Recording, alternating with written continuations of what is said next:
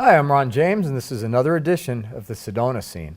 Now with me today is a very special guest, another one of those people who lives in Sedona and walks their walk, keeps a low profile, but is known all over the world. Peggy Phoenix Dubro. Peggy, thank you for being with us today. Thank you for having me here today. Now you've done a whole lot of stuff that's well known throughout the globe. You just got back from a worldwide tour. Yes. You originated the EMF balancing technique, which we'll talk about a little bit later, and you have a book. What's the book called? The book is called Elegant Empowerment. It's the book is about 10 years old now. It is a merging of science and spirituality, and it is a book that's out there as a reference to the EMF balancing technique and to the universal calibration lattice, a system in the energy anatomy that I discovered back in 1988.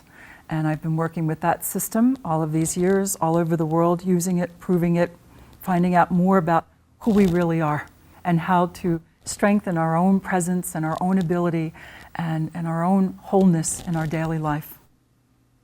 Now, the EMF balancing technique is practiced now in 70 countries, and so it's gaining traction worldwide. Can you take us back to 1988 and tell us where it started, where it all began, and for the layman, just explain the basics of what we're talking about. Okay, now it's going to get weird if we go to that. It's okay, it can it's get already weird. weird, Yes, is it? yes. It's already weird. Quite often when I sign the book and someone says, well, my friend doesn't quite believe in this, I say, welcome to the weird and wonderful world of energy. So we'll go to the weird part.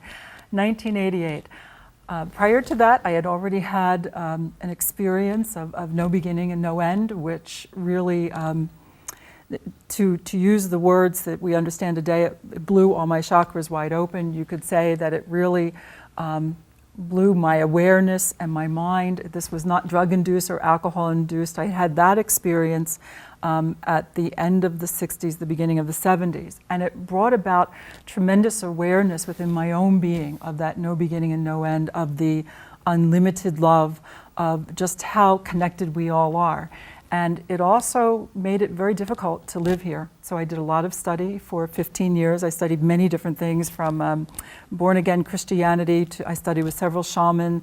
I studied martial arts. I have years and years went into that. And then by 1988, I knew I was ready for that next experience of no beginning and no end. Now when you say live here, do you mean live in this plane on planet Earth? Live on planet Earth. What is it like once you have expanded consciousness and you begin to see how connected everything is in the universe, and to experience that in this body, in this mind, and many people are having this kind of experience. And then how do you translate all of that energy? How do you translate that information and bring it into daily life? And in the beginning, the first 15 years was just a lot of study and a lot of learning and almost going around in a circle, because I really wanted to be in that expanded awareness and that expanded consciousness.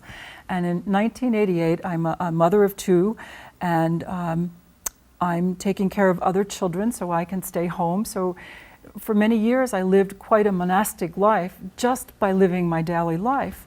And I have this experience again of no beginning and no end. And can you clarify that? What does that mean exactly? I believe it's that experience that many mystics have talked about. I call myself a practical mystic now. I've learned to translate it into my daily life, but it's the experience of seeing so many levels of existence that it goes on infinitely. It's an experience of experience the universe as one total, complete entity. And for me, in experiencing it that way, there was this energy of unlimited, unconditional love. There's the energy of love, very different from what we call love here. And it was that energy of love that drove me for all those years to study, because I wanted to keep that consciousness. To me, I felt it was quite possible to have that awareness and live one's daily life. So it was a lot of experiences along the way. What I noticed in my life is that I was having, before that experience with the lattice in 1988, I had a lot of insights, beings of light, different levels of existence, very, very intuitive, very aware of what I would call creator's love, aware of how connected we all are. But at the same time, when I looked at my daily life, it just reflected chaos, and it didn't reflect the peacefulness. It didn't reflect those things that I knew were possible. It was so hard to be here in limited space, knowing how unlimited we are. But I wanted to learn how to do that. I even embraced, there's that great metaphysical lesson, that everything here is Maya, it's illusion. Sure. And I embraced that. I embraced that so much that my daily life became not important. My own being, I became a non-person because it's all illusion, so why bother? And then one day, it took me much longer than many others, but I woke up and I said to myself, you know, this may be illusion, but while I'm here, I'm going to do something with it. I'm going to have fun with it. And then that experience, the second one in 1988, was when I literally, for myself, the experience was like this. This is how I describe it. I became this energy pattern called the lattice.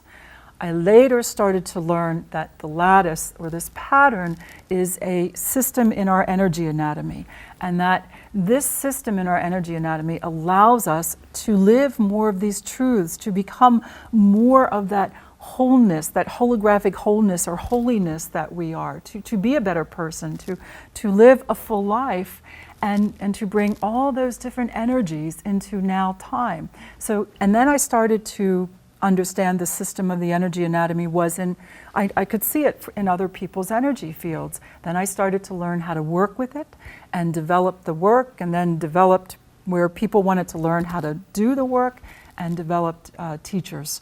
And so it's grown from the living room of my home, from love of Creator, and now it is my opportunity to travel around the world, and I speak at all different venues. Sometimes I'm speaking to 100 people, sometimes I can be speaking to 3,000 people. But everywhere I go, in my truth, I greet people and I say, well, hello, family of humanity, because that's how I see us, that's how I live it.